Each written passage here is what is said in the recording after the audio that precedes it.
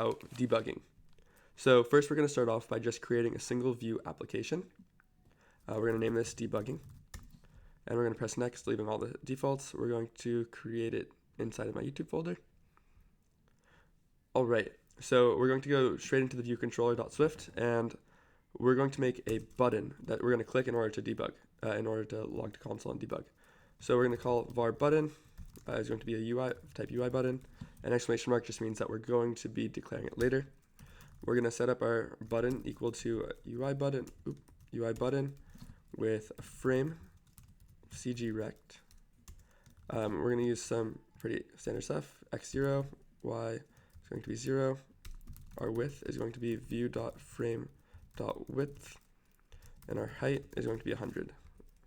This is just going to put a button all the way at the top. That takes up the entire top row with 100 pixels tall. We're going to set the background color equal to blue, just default blue, so that way we can see it. We're going to add a title.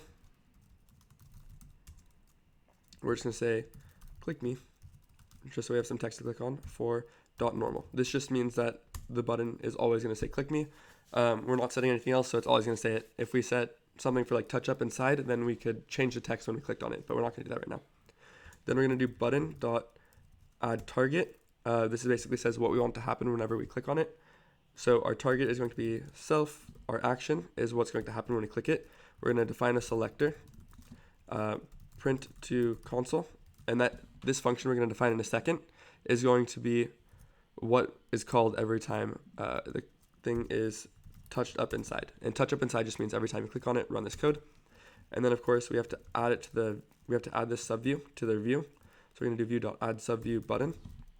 And then we're going to create a function called print to console, which is the same as up here.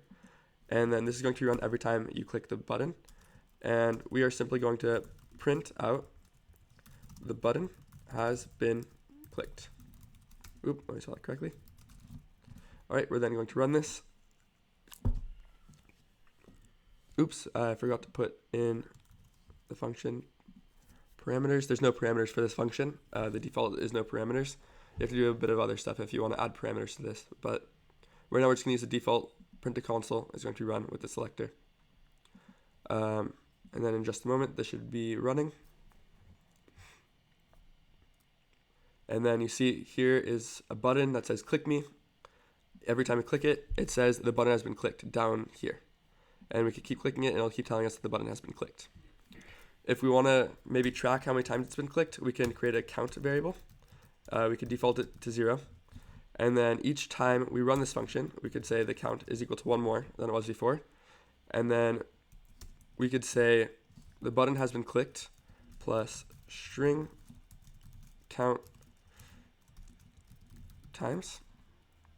We can run this, and basically we have to create string. We have to make the count into a string because it's currently an integer. And each time you run it, when this is put together, it's a string on the left, a string on the right, and it tries to add into a string, and we can't do that. So we have to typecast it into a string. And now you'll see every time we click on the button, it'll say button has been clicked 1, 2, 3, 4, 5, 6, 7, 8, 9, 10 times. And that's all. Thank you so much.